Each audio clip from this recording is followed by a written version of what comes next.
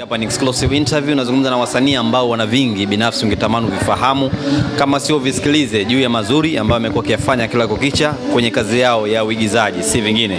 Tunagusa maisha kidogo, lakini kubwa zaidi kwenye masuala mazima ya sanaa na uigizaji. Mmoja kati ya watu ambao wamefanya makubwa kunako sanaa hii ya uigizaji tunamfahamu kwa jina la Chess Lukinga, is it? Chausiku Lukinga, kwa sisi watazamaji la biashara. Sawa, kwa sisi watazamaji wa tamthilia ya Dunia, kwa sisi watazamaji wa tamthilia ya Dunia tunamfahamu kama mama yake na Violet. Kuna vingi ambavyo tunatamani kufahamu kutoka kwake kama mzazi, kama mama. Mamangu, heshima yako. Mimi sipendi kuambiwa heshima yako. Niamkie, sema mama shikamoo. Marhaba, ujambo? Uko vizuri? Sana tu. Mambo yanaenda? Alhamdulillah. Nini ambacho kinakufanya kila kukicha uonekane kama ni msichana? Ni miongoni mwa wanawake ambao kila leo ambapo unakutana nao uwaone kwenye ile hali ya kukubali utu uzima kama unaokataa fulani. Kujitunza tu, yani kujiheshimu, kula vizuri, kupumzika na mazoezi kidogo. Familia, kwa maana watoto wako kama ni baba anaridhishwa na kile ambacho nikifanya? Sana. Anaridhishwa kwa sababu yeye ndo aliniconvince kuingia. Zungumza nani, mtoto au mume? Mume. Ilikuwaje hadi kukwambia uingie huko? Mimi mume wangu tumekuwa pamoja na tumesoma wote. Yaani tumekuwa mtaa na primary kila mtu alisoma kwake, lakini secondary tumesoma pamoja. Kwa hiyo anakijua kipaji changu tangu nikiwa mdogo. Ilitokea audition akaniambia niende nikafanye. Nilikuwa mzito kidogo, lakini end of the day nikasema okay, acha nimridhishe niende. Nikaenda nikafanya nikashinda. Ni miaka mingapi iliyopita tangu alipokuambia nenda kwenye audition kuingia kwenye sanaa? Ilikuwa miaka 2000. Almost kama miaka 20 hivi tangu wewe naye.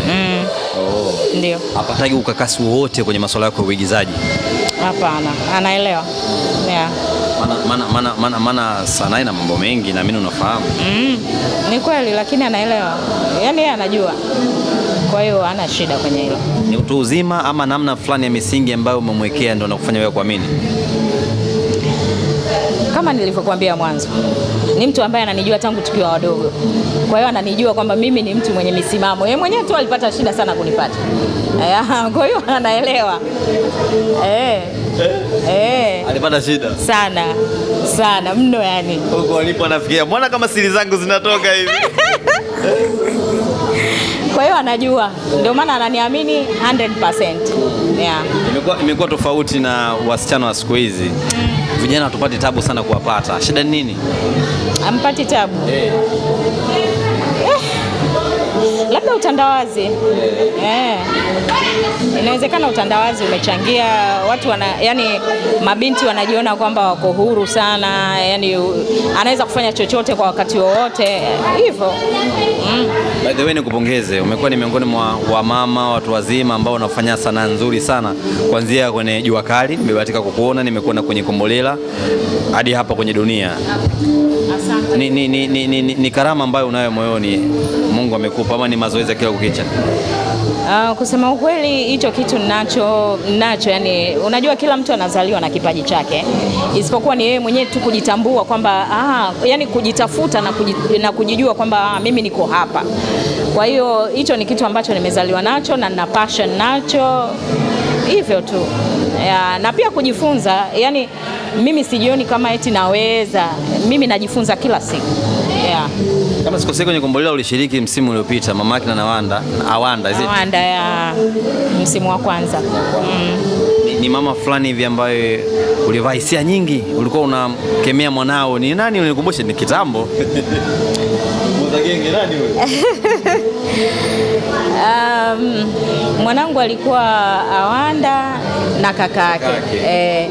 Kakake alikuwa mkorofi. Alikuwa mkorofi sana. Kwa hiyo mimi yale sikuwa nimeyapenda kusema ukweli. Yaani nilikuwa natamani mtoto wangu alafu ndio mtoto mkubwa wa kiume awe kwenye maisha mazuri, anyooke, yani ile kila mtu ampende, lakini yeye alikuwa mkorofi kiasi kwamba yani mtaa mzima anazungumziwa yeye. Hicho sio kitu kizuri. Hivyo alikuwa mule, sijakuona kwenye season inayofuata hii.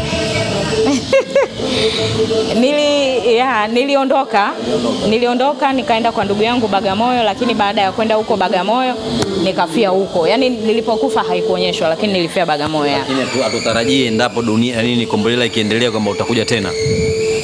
Sasa labda mzimu. Sijui mzuka wanaita. Haijaonyeshwa kama ulifariki. Lakini walizungumzia eti. Si walizungumzia umefariki? Watu waliniambia kwamba wamesema kwamba asiwe kama marehemu bibi yake, sijui kitu kama hicho Wewe ni shabiki wa tamthilia ya Kombolela? Shabiki sana tena.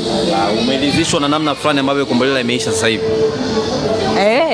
Mimi nimeridhika. Lazima niheshimu maamuzi au lazima niheshimu akili ambayo imetumika kwa mwandishi.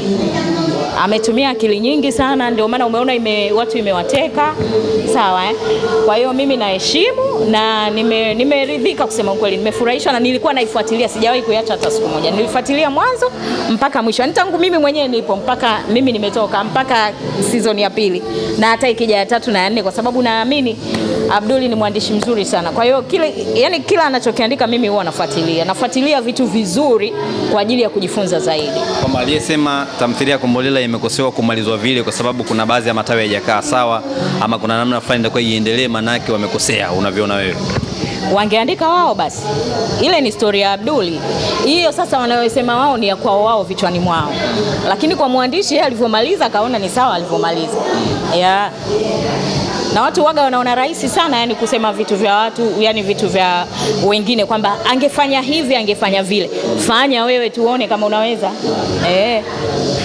Wakati Kombolela inachanja mbuga, mitaa inashamiri, inafanya vizuri, watu tunakubali, kikaja kitu kipya kikaitwa Noma.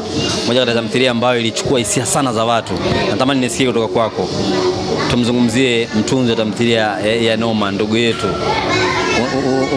Unamwonaje hasa?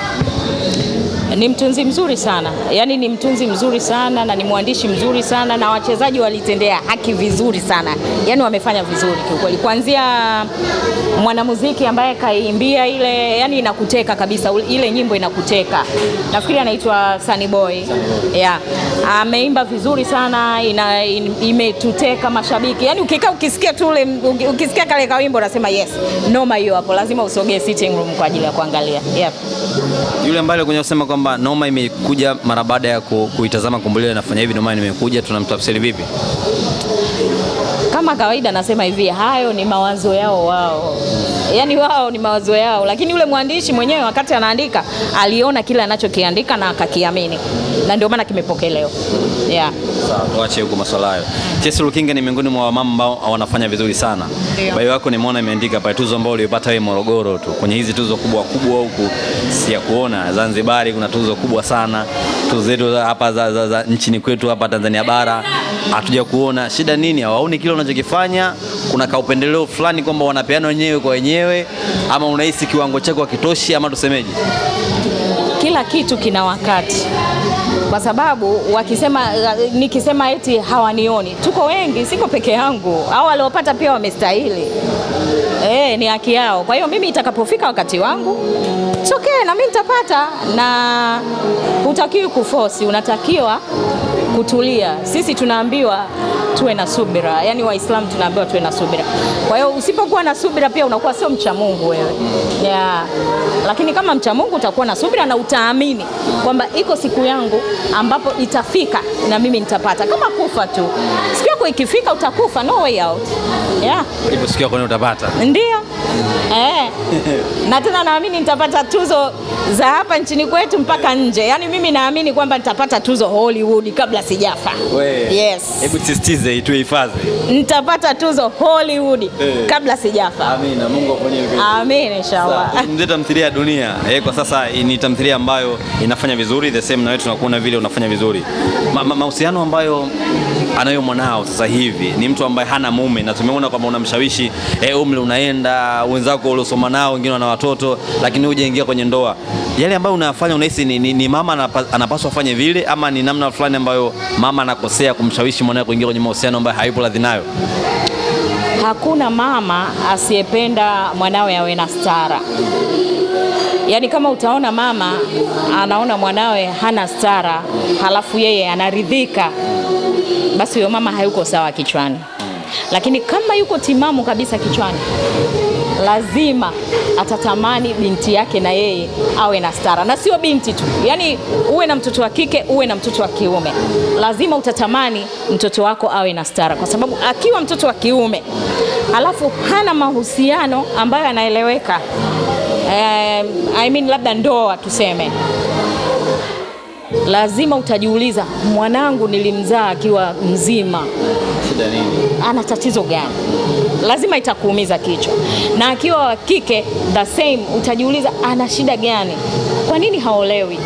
Kwa hiyo hakuna mama ambaye hapendi binti yake au kijana wake awe na mahusiano yaliyonyooka.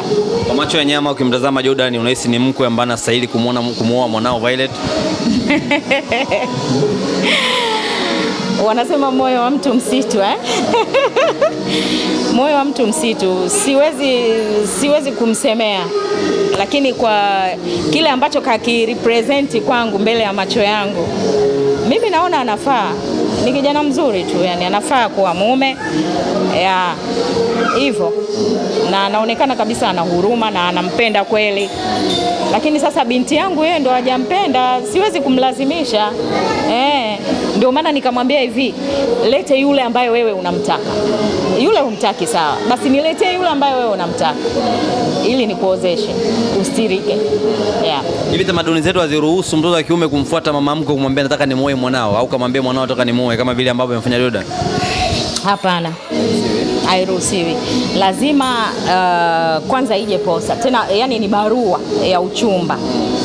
Alafu ile barua ikiletwa, yani iandikwe kwamba mimi kijana wako fulani, binti fulani wa mahali fulani, nimeona jiko nyumbani kwako, jiko fulani, anatajwa jina, sawa, naomba uniridhie awe mke wangu.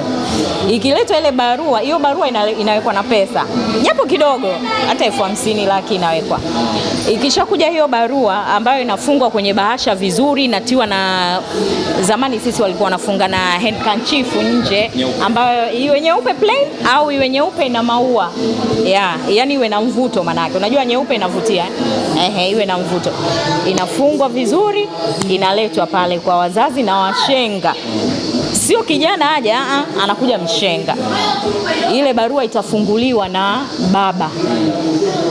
Baba atamwita kaka wa mume, kaka wa mke wake, yani mjomba. Yes. Wataifungua, itasomwa.